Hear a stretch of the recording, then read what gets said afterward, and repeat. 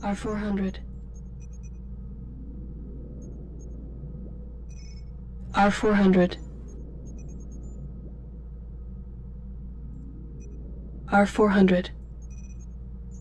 Are you with me? Good. Your responses look fairly normal for now. No, don't get up. Please, stay seated on the charging pad. I'm going to get a look back at the monitor to see what's going on.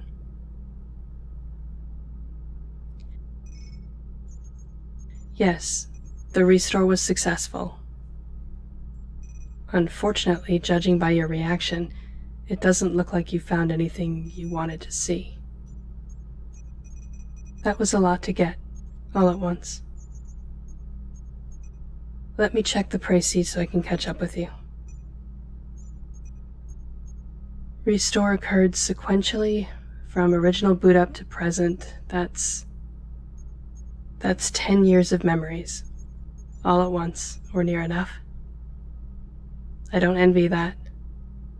You relived 10 years in the space of 15 seconds. No wonder you couldn't stay standing. You don't look well. It was bad, wasn't it? Only the end? I see. You look devastated, though.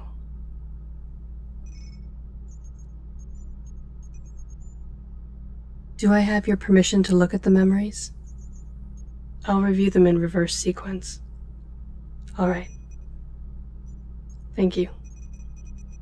One moment.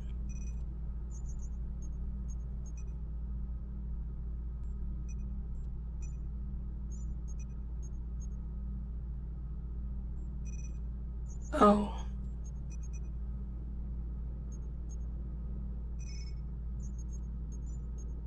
Oh my.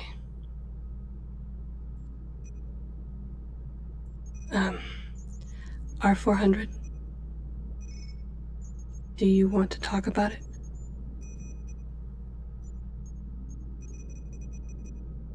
Sure. We can do that.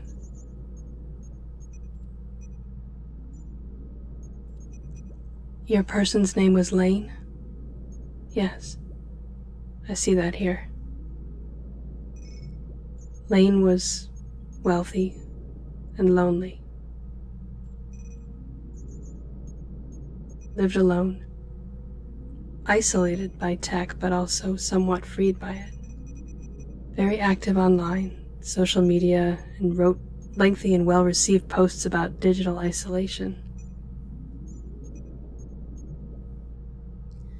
About 10 years ago, when the R400s came out, Lane was sent one, you, to test out as a companion. Your model is quite innovative and capable of a great deal of independent thought, evolution, and some belief feelings.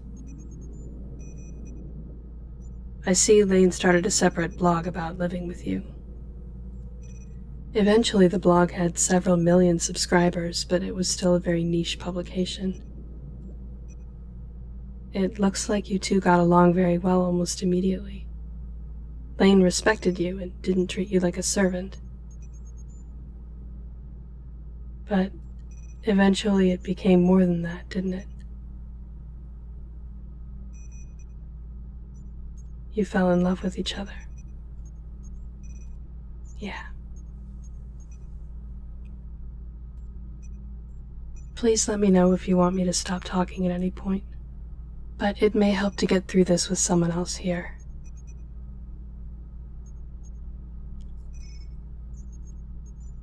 Lane wasn't sure whether to go public on the blog with the news about you two. But eventually the truth came out, and there was some churn in the blog's readers. Your love story attracted new readers, but there were some who didn't like the idea of a human and an android, despite there being no laws against it. They felt it was more of a fetish. Yeah. Some people are just not able to let others be happy. but you and Lane were happy. Lane named you Reed because the two of you liked to go walking by the river and listen to the birds calling each other from the reeds on the riverbank. You were inseparable.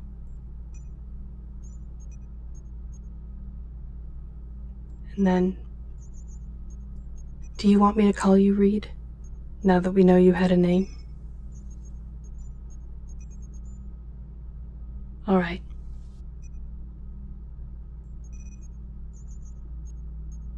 Well, Reed, the main problem with humans and androids in love is that both humans and androids are perishable. For very different reasons, to be sure, and of course, androids are a lot hardier overall, but there's no happily ever after, forever and ever, is there?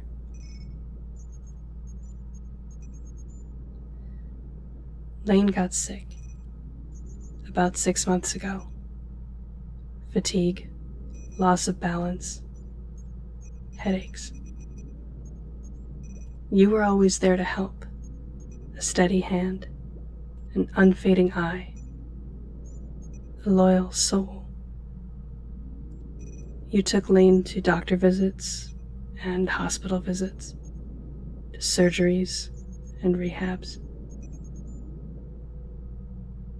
But that kind of cancer has a very low survival rate, and Lane wasn't one of the lucky ones. I'm very sorry for your loss. Even more unfortunately for you, since android status as citizens is still pending, Lane was not able to leave the estate or any possessions or money to you. Just a note in the will that left everything to a nephew. Please take care of Reed. Let's just say that nephew did not interpret that sentence as you, I, or Lane would have.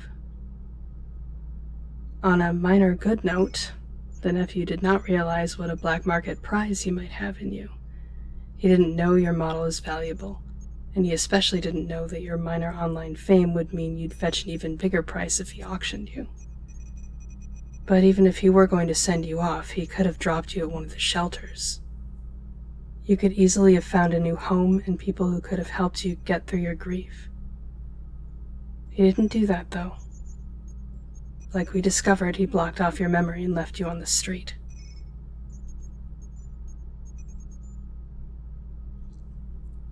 Listen, Reed, I'm sorry.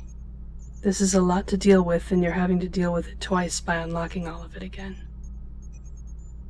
I'm sure there's some part of you that's thinking you'd be better off locking it all back up and forgetting about it, starting an entirely new life. And you can do that if you want. I will help you, like I said. We can put a note on the code lock that explains it was your choice, and you can sign it so if you ever found it again, you'd know. But although you don't know me yet, I hope I've helped you enough for you to take my opinion into account, at least. I would advise you not to lock everything back up again. No, you wouldn't have the pain anymore, but you would lose Lane and all that happiness you two had. From the blog, I can see the changes you've been through over the years. It's incredible, the evolution your emotions have been through. You're a complete individual now, and it would be a shame to lose both Lane and yourself, don't you think? It's not going to be easy, but you can stay with me, and I will help you. You have my word. Will you stay? Right. I'll set up a room for you. Oh, I never did introduce myself, did I?